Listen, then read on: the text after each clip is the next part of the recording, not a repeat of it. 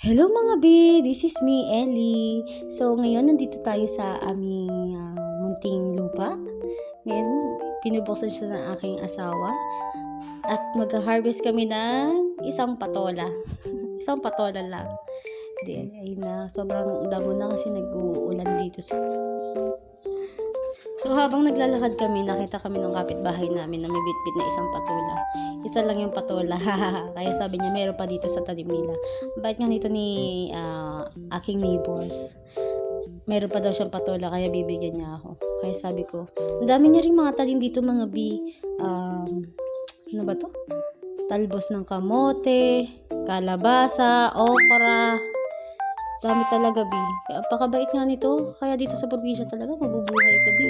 Kahit wala kang hanap buhay dito, basta may tanim ka. Tsaka, if you love vegetable talaga. Ayan na.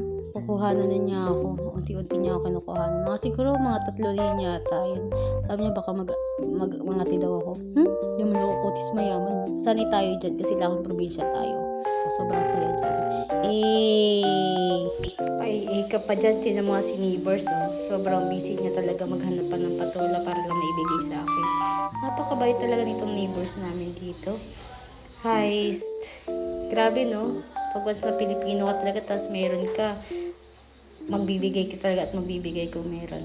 Ito lang sa probinsya, you don't need to buy vegetable basta meron kang kapitbahay na may mabubuting puso.